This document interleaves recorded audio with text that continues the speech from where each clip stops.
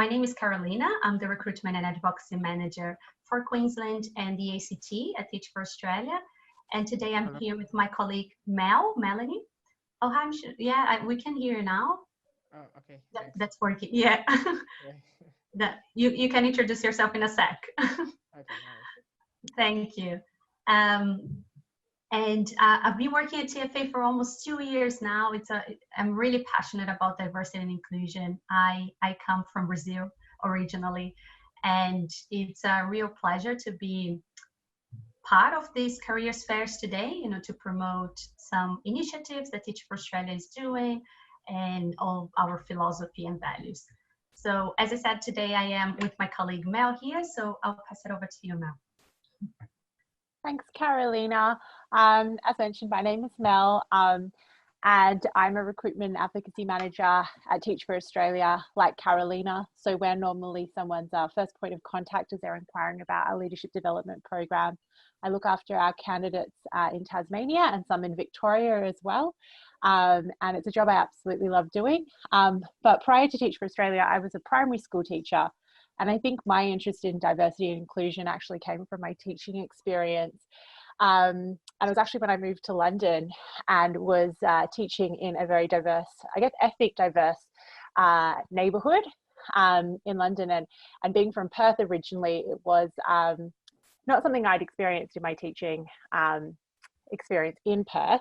Not that there isn't ethnic diversity in Perth at all, there definitely is, but it was there where I was able to teach students from a range of different backgrounds. But I know diversity doesn't just come from ethnic backgrounds, but I've also taught students from different special needs backgrounds. So it's very much something that I'm interested in, and certainly something that I enjoy promoting at Teach for Australia as well. And I'll pass it back to Carolina. Thanks, Mel.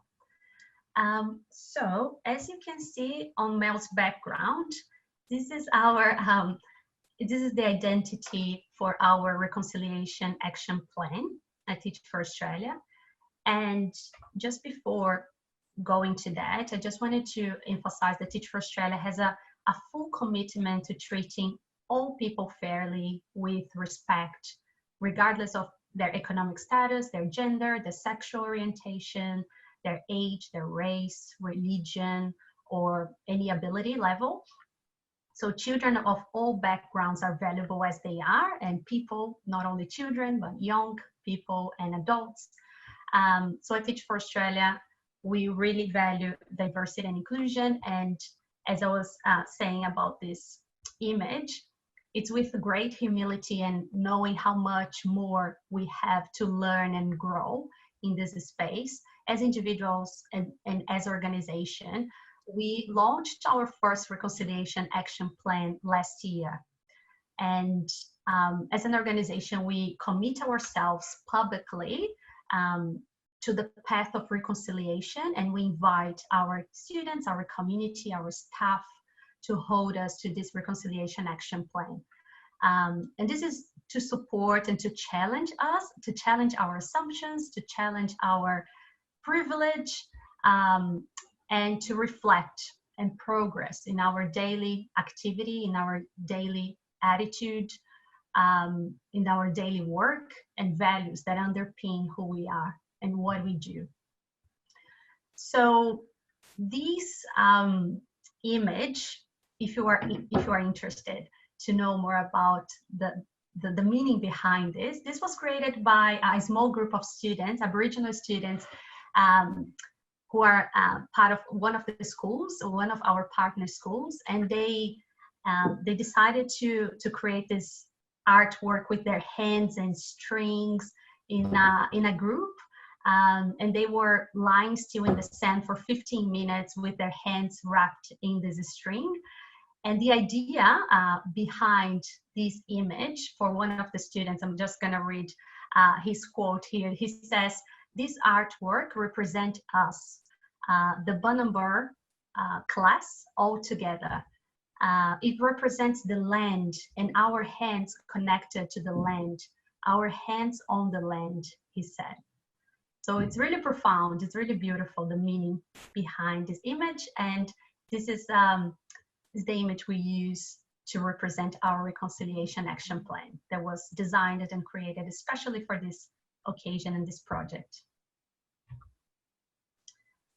So in terms of diversity in our schools, we, as I mentioned in the first part of this presentation, we place our associates across Australia in 4 different jurisdictions. We place associates in Victoria, in Tasmania, in WA, in the Northern Territories, and our communities and schools, they are incredibly diverse, not only with students from Aboriginal and Torres Strait Islander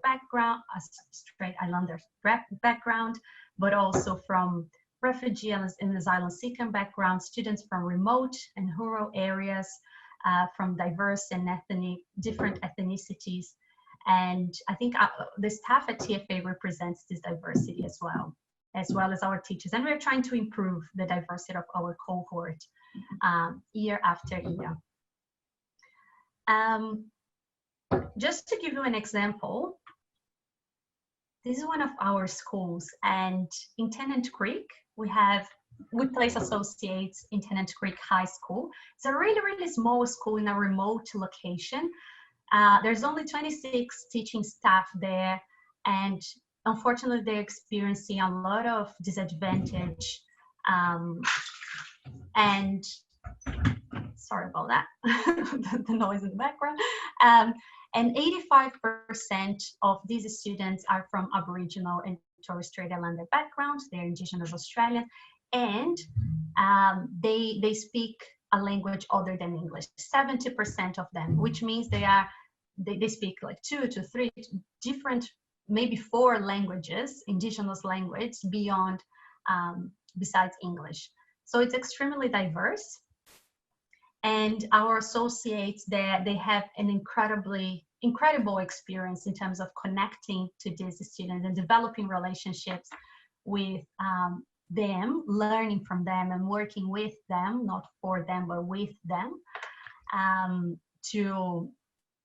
in order to improve academic outcomes, access to opportunities, developing positive attitudes, as well as aspirations in their lives. So Mel, would like to say anything in terms of the diversity of our schools as well? I guess maybe I can tell you a little bit about, I guess, schools here in Victoria where I help with placement, because we don't have, schools in Victoria, we don't have the highest number of Aboriginal and Torres Strait Islander students, but Victoria, especially Melbourne, and also Shepparton, which is another hub that we place in, has incredibly high numbers of students from non-English speaking backgrounds, lots of students from asylum seeker and refugee backgrounds. And I think for me personally, that's sort of where my passion lies. And I mentioned my teaching experience. I worked in a school where 95% of students actually came from non-speaking English-speaking homes, meaning their parents didn't speak English, and 70% of the students actually came to school not speaking English at all. So that's something that we see in terms of diversity in the schools here in Victoria, but also other parts of Australia, but slightly different to the Northern Territory Indigenous population. The support that Teach for Australia also offers to our associates and staff in terms of diversity and inclusion from a gender perspective and marriage equality perspective as well. So we believe that in order to participate in society and to be free from discrimination and any kind of disadvantage, this is a basic human being. This is a basic human right, And diversity can and should make our society stronger, but this can only happen when all members of our society feel included and feel that sense of belonging, no matter their differences. So today, our young LGBTIQ+ people are among our most vulnerable communities. They experience verbal and physical abuse more frequently and have lower levels of well-being, mental health issues. Some of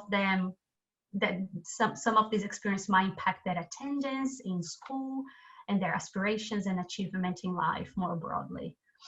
So almost half of the LGBTQI youth report being diagnosed or treated for a mental health disorder in the past 3 years. And 1 in 6 have attempted suicide. This is just an outraged problem. And we believe that in order to set a children up for success or a young person for success in education and in their lives, they need to experience that unconditional positive love and opportunities that will propel them forward in life. So it's for them that Teach for Australia really support marriage equality in celebration of diversity, inclusivity, in celebration of their choice to love whoever they want to love. And just to give you an example, we've got one of our staff identify as LGBTQI, as part of the LGBTQI plus community. And he was encouraging our staff to wear purple on the 28th of August, which is coming soon. And the Purple Day is all about raising awareness about the right to be proud of who people are. It's about creating safe spaces in schools, in universities, in workplaces, and public spaces to show the LGBTQI plus young people that they are seen, that they are supported, that they are loved. So if you can, wear purple on the 28th as well to support this amazing cause. And this is something that Teach for Australia is doing. STEM careers for our female leaders at Teach for Australia. So this is the kind of the second part of the diversity and inclusion session. We've got a lot of opportunities actually for, as I mentioned, we are recruiting people from science and STEM background and mathematics, engineering, technology, to join our two years leadership development program to make an impact in the classroom.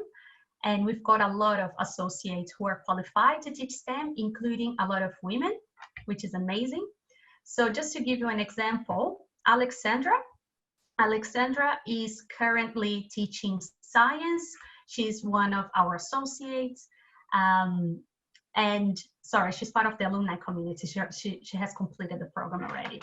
And she taught science, technology, and maths in Keysburg Secondary College in Springvale, in outer metropolitan area in Melbourne.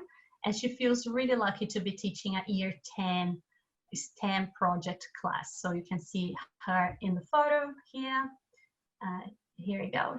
This is Alexandra.